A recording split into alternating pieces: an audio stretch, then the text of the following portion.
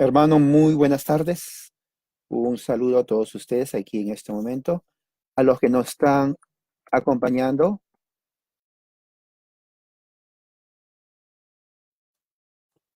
hoy es noviembre 7 del 2018 y estoy aquí en el sur de California.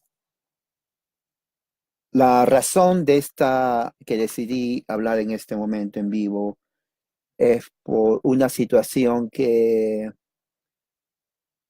a la larga afecta a los cristianos, pero no solamente a los cristianos, sino también a todos aquellos que quieren vivir en paz, quieren vivir una vida normal, quieren criar a sus hijos enseñándoles valores éticos, valores morales, quieren enseñar a sus hijos a vivir en una sociedad justa, pacífica, en donde puedan trabajar, puedan prosperar, puedan surgir como ciudadanos de bien. Y como sabemos nosotros, muchas cosas han cambiado en los últimos 10 años en lo que respecta a la tecnología, lo cual afecta nuestras relaciones como personas racionales, como personas humanas. Sea que usted esté a favor o en contra del uso de los medios de Internet de comunicación o medios o redes sociales, sabemos que eso es irrelevante, estemos o no de acuerdo, porque las redes sociales han tomado hasta cierto punto control de nuestras relaciones como seres humanos. Unos 15 años antes no había esto. Déjeme ponerle 20 años antes o 25 años antes, póngale así, en los 90. ah, Todavía uno utilizaba el teléfono para comunicarse, escribía cartas. Nuestro círculo de relación era limitado al tiempo y al espacio. Hoy en día ya no es así. 2018 ya no hay ese límite de espacio-tiempo. Por ejemplo, esta es la evidencia. Yo estoy aquí en California, usted está donde está, ya sea en México, Salvador, Argentina, Chile, Bolivia, Centroamérica o otro lugar. Y aunque es cierto que hay una distancia, ustedes me ven a mí. Bueno, yo no los veo a ustedes, pero sé que están ahí por lo que veo sus nombres. Todo eso nos afecta. Todo eso nos afecta. Los medios de comunicación, de las redes, de la Internet, ha cambiado nuestra percepción de la vida. Hay cosas positivas. Por ejemplo, esto es positivo para mí porque puedo hacer llegar mis ideas a mayor cantidad de gente. Pero también tiene su parte negativa. La parte negativa es que nosotros no controlamos estas redes sociales.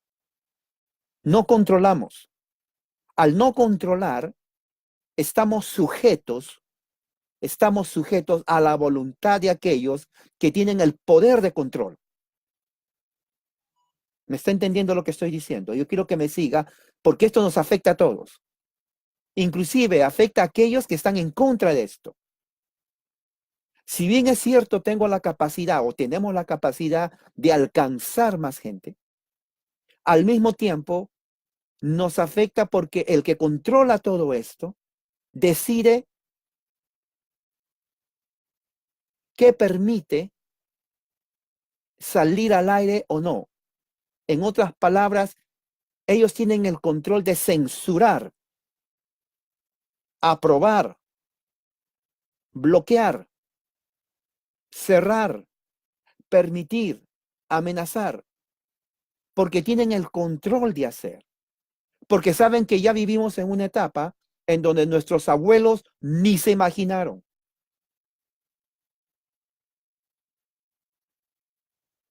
Ni se imaginaron. Hoy en día esto, si nuestros abuelos vuelven a la vida, se quedarían sorprendidos de cómo la ciencia, la tecnología avanzó tanto que hasta cierto punto nosotros dependemos de esto. Es la verdad. Nuestros hijos que están creciendo van a ver cosas que tal vez nosotros ya no veamos. Nuestros nietos van a ver un avance tecnológico que ni siquiera nosotros en este momento podemos imaginarnos lo que va a ser. Piensa en eso. Pero una de las cosas ciertas que va a suceder, y eso yo lo creo, es el control de la mente y de las ideas para transformar las culturas y las sociedades. Eso es un peligro. Eso es un peligro porque personas que tienen este poder tecnológico y económico pueden ellos modificar las ideas de la gente para lograr objetivos, para que lleguen y se lleve a cabo el plan global que ellos tienen. Vivimos en una etapa de globalización. Es una etapa de globalización. Por eso los grupos que están controlados por personas multitrillonarias, trillonarias, no multimillonarias, multitrillonarias, que tienen poder económico, quieren hacer de esta globalización un mundo sin fronteras. A ellos no les importa la cultura, ni las civilizaciones, ni nuestras ideas. Simplemente ellos quieren trastornar el mundo entero, rompiendo barreras, fronteras, para llegar a su meta, que es un gobierno global o un gobierno mundial. Eso explica por qué existen esas caravanas, migraciones, no solamente en Latinoamérica, sino en Asia, en África, Europa. Europa ya deja de ser Europa. La gran cantidad de influjo musulmán en Europa, como en Gran Bretaña, Alemania, Suecia, Italia, Francia, Bélgica, Holanda,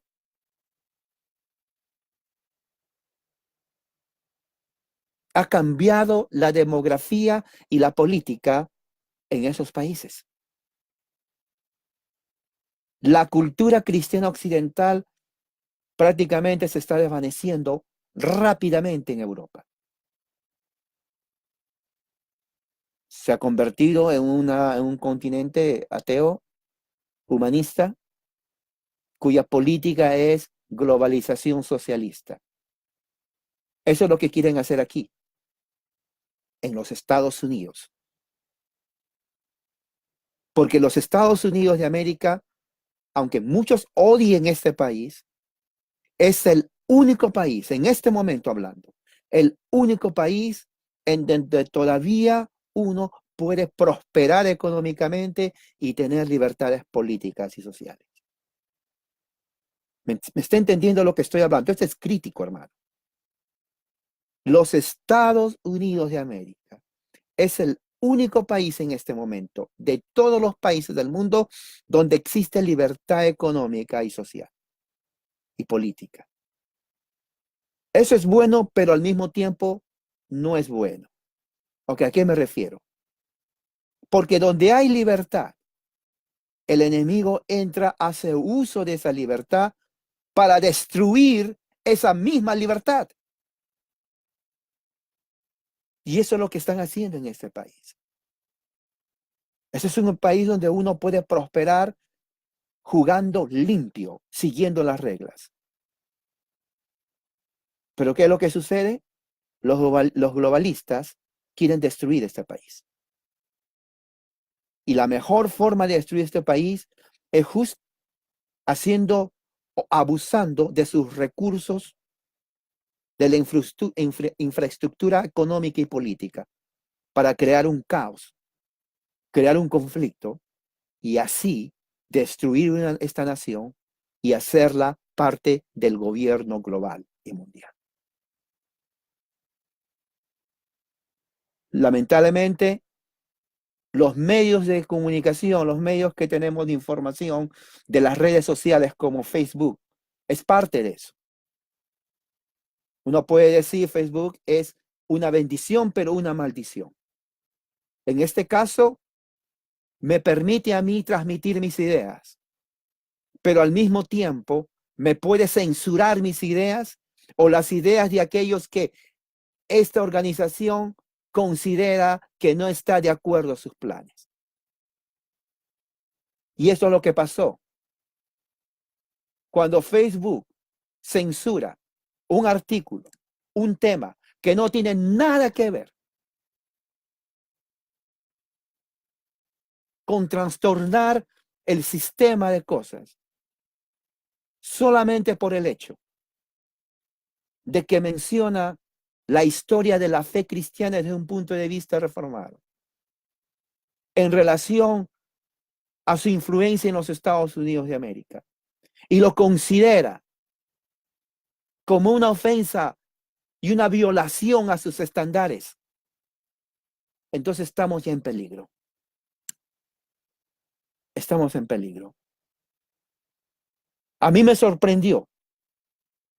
Yo entiendo,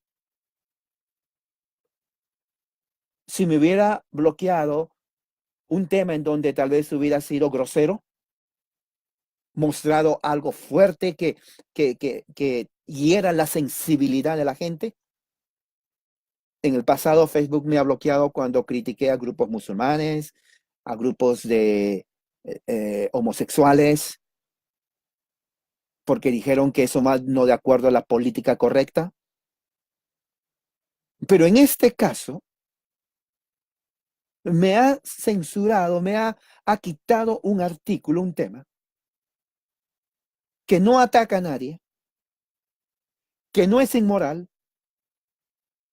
que no menciona ningún grupo en especial y que simplemente está demostrando, señalando la influencia del cristianismo reformado en la fundación de los Estados Unidos de América.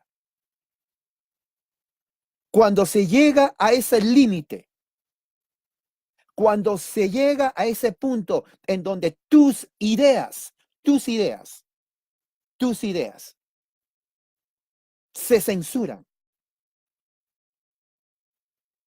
entonces ya entramos a otro tipo de dimensión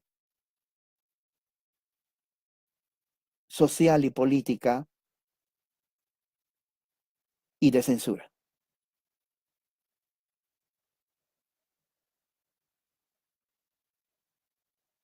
Por violar los estándares de la comunidad de Facebook.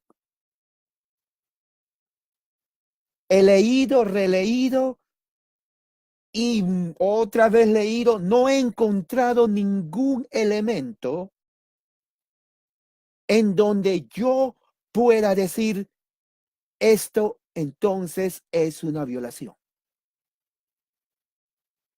No es un artículo pornográfico, no es un artículo en donde se está atacando a una raza o estilo de vida. No muestra fotos inmorales de hombres y mujeres desnudos. Entonces, ¿por qué me saca el artículo? ¿Por qué dice que es una violación? ¿Por qué? Y voy a leerlo. Voy a leer el artículo. Yo quiero que ustedes o los que están escuchando me digan, oh, hermano César, esa parte es ofensiva. Pero le voy a decir algo.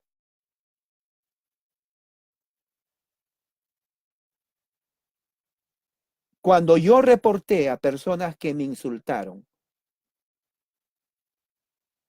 difamaron, levantaron falsos testimonios, con groserías, con palabras obscenas, Facebook decía, no encuentra nada que haya violado sus estándares.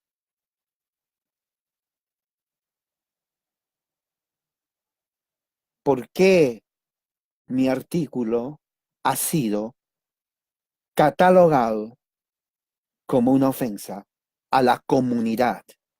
¿Por qué? Y yo lo voy a leer, porque yo quiero que ustedes sepan el contenido y qué parte del contenido es ofensivo. Yo creo que ni siquiera uno tiene que ser una persona cristiana para darse cuenta que no existe nada, una persona racional, neutral, no encontraría una razón para que diga, ok, aquí está la razón por la cual ha sido su artículo censurado. Pero lo voy a leer. Dice, el título empieza, la influencia de Calvino en los Estados Unidos. El nacimiento de los Estados Unidos, introducción, fue uno de los eventos más importantes y únicos en la historia política y social de las naciones. ¿Alguien se ofende con eso? No, es verdad. En el siglo XVIII, todas las naciones europeas estaban gobernadas por monarquías en las cuales la religión del Estado estaba sujeta a la corona. ¿Alguien se ofende con eso? Nada. Sin embargo, en las Américas algo estaba gestionándose en las nuevas colonias inglesas. El anhelo de libertad política estaba caldeándose y los sentimientos estaban a flor de piel por ser una nación soberana separada de la corona inglesa. Sin embargo, esto no se produjo de la noche a la mañana, esto llevó años y la dedicación de hombres con ideales fundamentados en principios sólidos y eternos. Entre todas las influencias que fueron parte de la formación de la nueva nación, destaca la figura del gran reformador ginebrino Juan Calvino, nacido en el año 1509, fallecido en el año 1564. Quiero que usted me diga, ¿qué parte de lo que he leído es ofensivo a usted? No estoy diciendo que esté o no de acuerdo. Estoy diciendo qué parte es ofensivo a la moral pública de lo que leí. ¿Qué parte? Yo no encuentro nada. Sigo. La gran mayoría de los estadounidenses no saben quién fue Juan Calvino. Es la verdad. Ni mucho menos que tenga algo que ver con la formación de los Estados Unidos. Este artículo ofrece la evidencia de cómo las ideas del gran reformador no solo dio lugar a la expansión de la reforma, pero también a la formación política de lo que se conocería más adelante como los Estados Unidos de América. ¿Alguien se siente ofendido? Quiero que diga ahí. Quiero que diga ahí. Me siento ofendido. ¿Alguien se siente ofendido por lo que he dicho? ¿Una grosería? ¿Les he insultado a ustedes? Yo no creo. El siguiente escrito es un extracto del original escrito por Damon Linker en su artículo en inglés Calvin and American Exceptionalism. Quiere decir Calvino y el excepcionalismo americano. Una vez que una idea se desata en el mundo, no se sabe dónde conducirá. Esa es una lección que debe extraerse del estudio de la asombrosa influencia de la teología de Juan Calvino en la historia posterior del mundo. Calvino nació hace 500 años, en el año 1509. Calvino profundizó la reforma protestante basándose en la ruptura que hizo Martín Lutero de Roma, formulando una versión severamente ascética de la piedad cristiana que, como argumentó poderosamente Max Weber hace más de un siglo, inadvertidamente sentó las bases psicológicas para el desarrollo del capitalismo. Vuelvo a preguntar, ¿alguien se siente ofendido? ¿Alguien se siente ofendido por lo que estoy diciendo? Yo no encuentro nada ofendido. Al contrario, es historia, es educación. Esto es lo que Facebook ha leído y considera una violación a sus estándares. ¿Qué más? Sigo. Otros han notado las maneras sorprendentes en que las ideas calvinistas ayudaron a legitimar las instituciones políticas representativas. Menos ampliamente reconocido, aunque no menos significativo históricamente, es el profundo impacto de las suposiciones calvinistas sobre la formación del patriotismo estadounidense y en particular sobre el sentido del país de sí mismo como nación excepcional, facultada por la providencia para traer democracia, libertad y redención cristiana al mundo. Es esta persistente confianza en sí mismo teológica lo que distingue el patriotismo estadounidense de las expresiones de sentimiento comunitario en cualquier otra nación moderna. Y eso demuestra la deuda inesperada, pero no obstante decisiva, de nuestra nación con Juan Calvino. ¿Sabe qué? Le voy a hacer una pausa aquí. La educación en los Estados Unidos de América, la educación en los Estados Unidos de América está siendo controlada por marxistas, comunistas, ateos, que profundizan y avanzan la causa sodomita, atea, en contra del cristianismo. Ellos no enseñan a los estudiantes lo que estoy leyendo. Es más, déjeme decir esto. Este artículo que estoy leyendo tiene más valor que los profesores están enseñando en las escuelas públicas hoy en día de América. Porque cuando se gradúan de la escuela alta, de high school, la mayoría de los estudiantes no saben dónde están parados. No saben la historia de esta nación. La historia, los comienzos de esta nación es increíble. Es rica en historia, en teología, en reforma, en protestantismo, en calvinismo, en teología reformada, en puritanismo. Pero eso no enseñan en las escuelas. Y no enseñan en las escuelas de Estados Unidos, en las escuelas públicas, porque está gobernado por marxistas, por ateos, por aquellos que odian esta nación y quieren destruir las bases de esto. Eso se llama el globalismo. Por eso, es una vergüenza que ayer hispanos, incluyendo cristianos y reformados, hayan puesto su voto en demócratas que vienen a hacer una desgracia a este país. Los demócratas no son demócratas, son agentes subversivos, son agentes anárquicos, marxistas. A ellos no les importa el bien del hispano, a ellos no les importa el bien de esta nación, a ellos no les importa el bien de los hijos, a ellos les importa el control, la política de esclavitud. A ellos no les importa enseñar, ellos quieren indoctrinar. Y a los hispanos, que es la mayoría, los tienen como borregos. Los tienen como borregos con el tema de la inmigración, que los republicanos son racistas, que Donald Trump es racista, que todos aquellos que se oponen son racistas. Y claro, la deficiencia mental del hispano en Estados Unidos es tan baja, más baja que la de un chimpancé, que creen esas mentiras y votan por demócratas. Esa es una vergüenza. Se alegran cuando un demócrata hispano es elegido. ¿Qué de bueno va a traer una persona que tiene una mentalidad comunista? ¿Qué de bueno?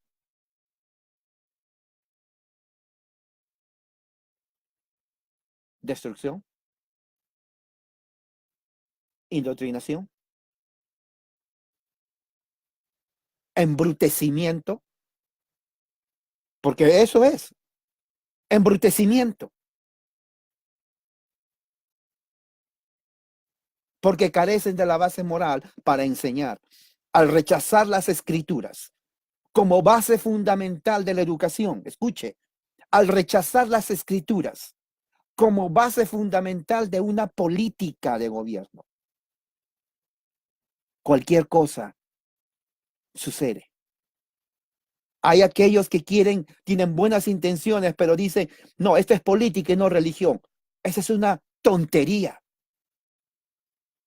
No puede haber buena política si la base fundamental no está fundamentada en las escrituras, en la ley de Dios, porque la ley de Dios es la base moral para saber lo justo, lo injusto, lo bueno y lo malo, lo moral y lo inmoral. Ningún juez puede y tiene la capacidad de gobernar si rechaza los 10 mandamientos.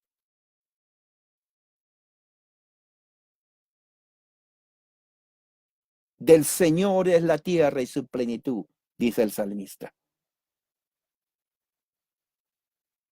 Y eso es lo que odian los globalistas demócratas. Ellos odian con toda su alma la fe cristiana, la ley de Dios, porque saben que la ley de Dios les pone límites, porque saben que la ley de Dios les pone un freno, y como a ellos no les gusta someterse a la voluntad de Dios, lo rechazan. Sigo. Los primeros cristianos modernos en la tradición calvinista enfatizaron fuertemente la soberanía absoluta de Dios, insistiendo que Dios finalmente controla todos los eventos en el mundo natural y en la historia humana. En el lenguaje exacto de la Confesión de Fe de Westminster de la Iglesia Presbiteriana del año 1649, dice: Dios, el gran creador de todas las cosas, sostiene, dirige, dispone, gobierna todas las criaturas, acciones y cosas, desde lo más grande a lo más pequeño, por su providencia más sabia y santa. 1649, la Confesión de Westminster viene a ser el documento que enfatiza y sintetiza la verdadera fe reformada. Los diversos grupos protestantes que afirmaron estas y otras doctrinas calvinistas igualmente austeras deseaban establecer una iglesia cristiana purificada, independiente de las instituciones eclesiásticas existentes, hablando de Roma. En Inglaterra, este deseo colocó a estos puritanos y otros separatistas cristianos en desacuerdo tanto con la Iglesia Católica Romana como con la Iglesia Anglicana, resultando en varios puntos durante los siglos XVI, principios del XVII, en disturbios civiles y persecución violenta. Eso es en Inglaterra. Esto viene a ser el contexto político religioso en el siglo XVII en Inglaterra, que dio lugar a que vengan puritanos, calvinistas, a lo que hoy es los Estados Unidos de América. Ellos vinieron con la idea de expandir el reino de Dios y practicar libremente su fe protestante calvinista reformada. Eran hombres inteligentes de estudio. Eran hombres que sabían trabajar, cuyo lema era: el que no trabaja no coma. Principio del capitalismo. Eso lo aprendieron de Juan Calvino. Esa es la herencia que la reforma protestante calvinista trajo a los Estados Unidos de América. Eso se tiene que entender, porque los Estados Unidos de América no nació como consecuencia del papado de Roma, sino más bien del protestantismo calvinista del siglo XVI en Europa. Muchos de los calvinistas radicales que decidieron abandonar Inglaterra para establecer colonias en el continente recién descubierto de América del Norte, creyeron a sí mismos como recreando el éxodo de los hebreos de la esclavitud en el antiguo Egipto, habiéndose unido libremente en un pacto con Dios y resuelto a construir una iglesia purificada y una ciudad santa en el mundo nuevo. Los puritanos abordaron sus naves, confiando en que el Señor los guiará, los protegería en su misión en el desierto. Cuando William Bradford bajó del Mayflower en 1620, citó al profeta Jeremías: venga, declaremos en Sion la palabra de Dios. 10 años más tarde, John Winthrop escribió en medio de su viaje a Estados Unidos: el trabajo que tenemos en la mano es de mutuo acuerdo a través de una providencia especial de invalidación. Buscar un lugar de convivencia y convivencia bajo la forma de vida del gobierno civil eclesiástico. Una vez que se establecieron las colonias de Nueva Inglaterra, muchos de los principales puritanos se convencieron más que nunca que era dentro de sus comunidades que el Señor crearía un cielo nuevo y una tierra nueva, iglesias nuevas y una nueva comunidad en común. Ese era el principio puritano calvinista aquí en los Estados Unidos de América. Pero eso no se enseña en las escuelas. En las escuelas se enseña ateísmo, en las escuelas se enseña homosexualidad, tolerancia, ateísmo, comunismo, pero la verdadera historia de los Estados Unidos no lo toman en cuenta. Dios ha bendecido a esta nación de una forma prodigiosa, porque los padres que vinieron aquí sabían que una nación no prospera si no está fundamentada en la ley de Dios. Y si no hay un pacto con el Dios a través de Jesucristo, su único Hijo. Ellos entendían que los magistrados y los gobernantes tenían que ser cristianos. Sabían que en el hogar empieza la educación cristiana.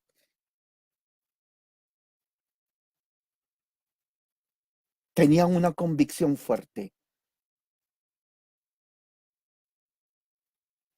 Eso es lo que estoy hablando del documento. Yo le pregunto a usted, ya sea que usted esté o no en acuerdo conmigo, dígame en qué parte esto es una ofensa moral a la sensibilidad ética de los que me están escuchando.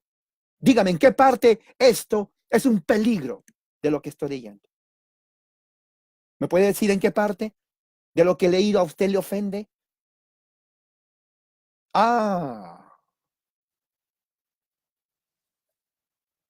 Pero si pongo acerca de traer homosexuales a enseñar a niños en clases de kindergarten, eso sí es valiente. Eso sí es progresista. Tolerancia.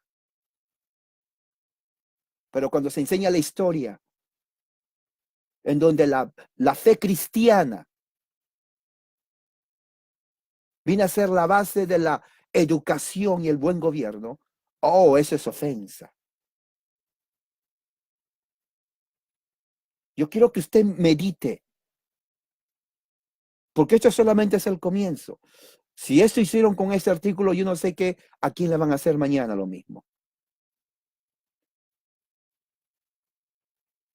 A finales del siglo XVII, Cotton Mather afirmó que John Winthrop había sido elegido para el trabajo de la fundación de la Nueva Inglaterra por la mano providente de los más altos lugares, mientras que William Bradford era un Moisés que felizmente se desempeñó como un instrumento del Todopoderoso en el establecimiento de Israel en América. El ministro Thomas Thatcher de la Iglesia de Boston coincidió con el juicio, afirmando con valentía que somos el pueblo que sí tiene éxito en Israel. El clérigo historiador Thomas Prince resumió muy bien el consenso teológico sobre el tema cuando observó en 1730 que nunca hubo gente en la tierra tan paralela en su historia general a la de los antiguos israelitas como esta de Nueva Inglaterra. En las interpretaciones calvinistas de la Biblia hebrea, Israel generalmente era retratado como una nación elegida por Dios para preservar su ley hasta que su Hijo llegara a purificarla y promulgarla en todo el mundo. Israel fue así un crisol divino y un conducto providencial para los evangelios. Y así parecía era los Estados Unidos, una nación elegida por Dios para proclamar el cristianismo repristinizado de la reforma protestante a todos los pueblos. A principios del siglo XVIII, la visión de Estados Unidos como un nuevo Israel, especialmente elegido por Dios para llevar a cabo una misión divina, se limitaba principalmente a la élite puritana y postpuritana de Nueva Inglaterra. Pero a mediados del siglo, los puntos de vista más modestos de la providencia, que hasta ese momento había dominado a lo largo de las colonias del Atlántico Medio y Sur, habían sido suplantados por el estricto calvinismo de Massachusetts y Connecticut. América fue Nueva Inglaterra, según el historiador John Behrens. El motor de esa transformación extraordinaria fue el gran avivamiento de la década de 1740, que ayudó a difundir los conceptos teológicos en todas las colonias. Los sermones electrizantes y poderosos de George Whitefield, Jonathan Edwards, Gilbert Tennent, Samuel Davis, a muchos otros predicadores, los colonos de Nueva York, Carolina del Sur, se encontraron por primera vez con las poderosas ideas providenciales que previamente habían transfigurado las mentes de los colonos puritanos de Nueva York e Inglaterra. A diferencia de Francia, concluyeron, las colonias americanas fueron un bastión de libertad política y religiosa. Esta libertad se había ganado, además con la ayuda de la providencia de Dios, que continuaría protegiendo a las colonias en tiempo de peligro, siempre que los colonos demostraran ser dignos de ella, manteniendo sus instituciones civiles, religiosas, divinamente favorecidas. En palabra de Behrens, en 1763, 13 años antes de la firma de la Declaración de Independencia y el estallido de la guerra con Gran Bretaña sobre las usurpaciones supuestamente tiránicas del rey George III, la creciente convicción intercolonial de los Estados Unidos era el nuevo Israel, que había llegado a significar que a las colonias se les había asignado una misión providencial relacionada de algún modo con el avance de la libertad civil y religiosa. A través de la guerra revolucionaria, los años que rodearon la ratificación de la Constitución Federal y el periodo nacional temprano, los pastores y presidentes alabaron repetidamente el gran diseño de la providencia, que condujo a la creación de un país dedicado a proteger y preservar los intereses políticos y religiosos. Libertad, llámalo la consolidación del consenso calvinista de los Estados Unidos de América. ¿Qué pasaría si Dios hubiera creado los Estados Unidos para servir como modelo de perfección milenaria que prefiguraría la segunda venida de Cristo? Tales preguntas habían excitado las mentes de los cristianos estadounidenses desde la época de los puritanos, pero comenzaron a plantearse con renovado vigor a medida que las pasiones milenarias alcanzaban alturas sin precedentes en los años 1810 y 1820. El progreso económico científico dirigido por Dios, actualizado por los estadounidenses, los logros políticos divinamente ordenados que emanan de la hegemonía global divinamente sancionada por los Estados Unidos, la elección de Dios por América para redimir al mundo. Estos fueron los elementos esenciales de la providencia estadounidense en los albores del siglo XX. Ninguna conmemoración del nacimiento de Juan Calvino puede ser completa sin reconocer este trascendental legado estadounidense. Cualesquiera que sean nuestros puntos de vista sobre el excepcionalismo americano y sus complicadas consecuencias humanas, es Calvino quien merece ser reconocido como su instigador involuntario. Termina. Yo le pregunto a usted, señáleme, dígame, ¿en qué parte de ese documento existe un elemento, una palabra, una idea, una frase, una oración que sea inmoral, que haya herido la sensibilidad de alguna persona?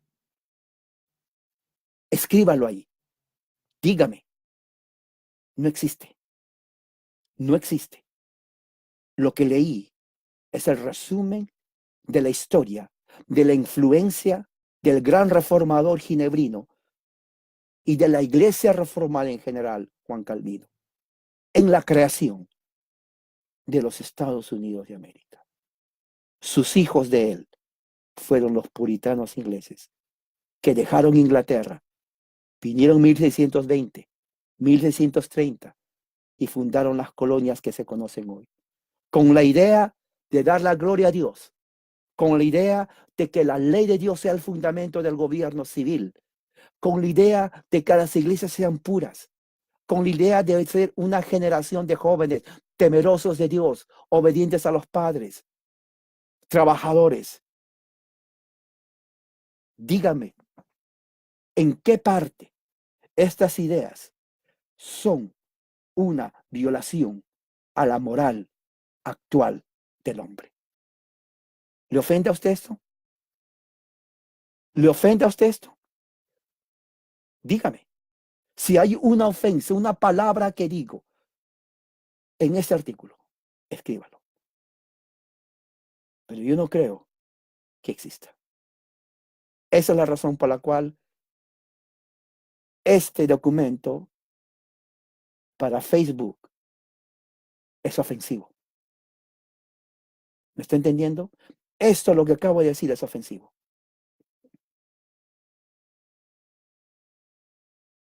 Y esto, si lo pasó o pasó conmigo, puede pasar con alguien más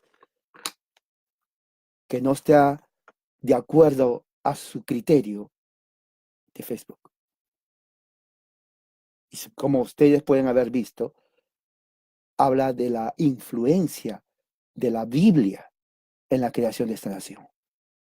Lo cual a mí me hace pensar que no es un error, sino hay una intención malévola, una intención anticristiana de censurar y de tapar la boca de aquellos que odian la fe cristiana, de aquellos que realmente quieren borrar la historia de esta nación que es puramente cristiana protestante.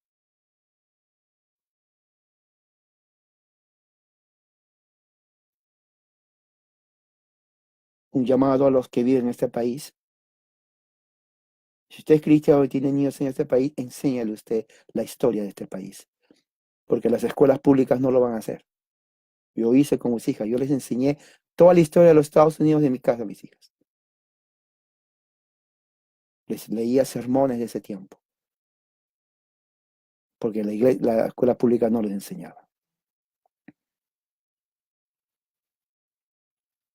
Estamos entrando, ya hemos entrado, no es que estamos, hemos entrado a una etapa aquí en este país. Lo que sucede en este país afecta a todo el mundo. Mantenga en mente. La lucha por la libertad política, social y religiosa en este país es fuerte. Una generación de ignorantes, desadaptados mentalmente, intelectualmente vacíos, con una moral baja, eligen a políticos demócratas que no sirven absolutamente para nada.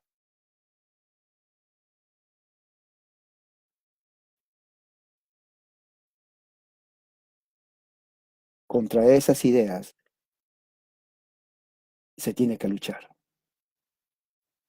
Al odiar a Donald Trump, no se alegre si usted lo odia. Están odiando a los cristianos. Mucha gente tiene la idea, oh, solamente le odian a él. No, odian lo que él representa.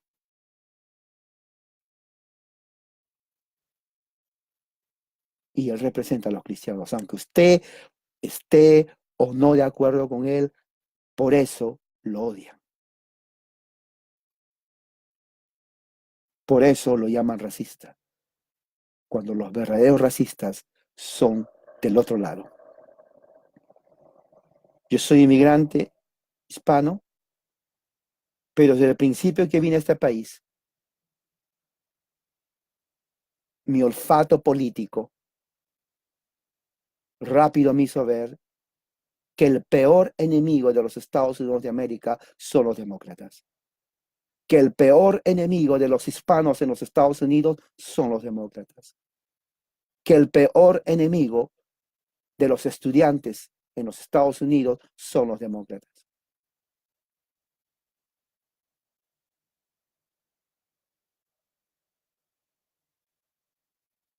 Por eso,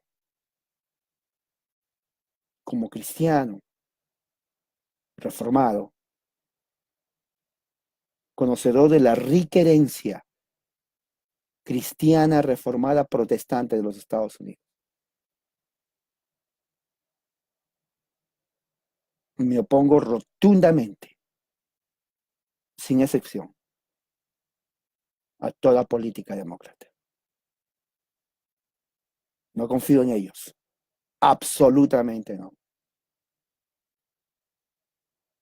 Es como dejar a tus hijos en las manos de un violador.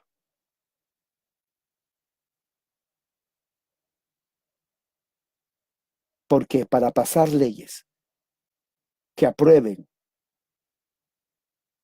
que homosexuales y transgéneros se enseñen en escuelas de niños, entonces me están diciendo a mí que odian la ley de Dios. Así que lo que hice es un llamado a todos ustedes. Es un llamado a aquellos que inclusive están haciendo otra labor en otro lugar. No se asombre cuando los próximos días o meses comiencen a borrar temas o artículos que va en contra de las políticas de Facebook. Pero una cosa le digo,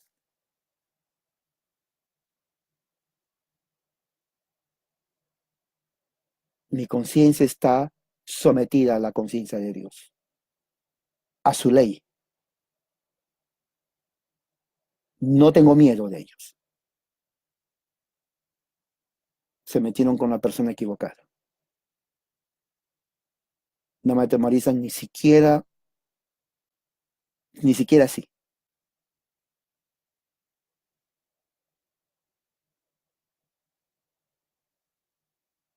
No me pueden manipular.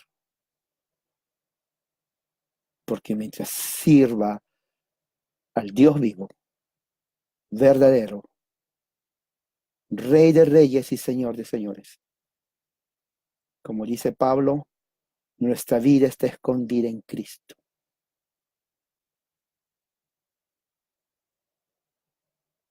Y nuestra meta está por delante. No nos demos por vencidos y vivamos la victoria que tenemos en Cristo Jesús. Amén. Que la gracia y la paz sea con todos ustedes. Amén.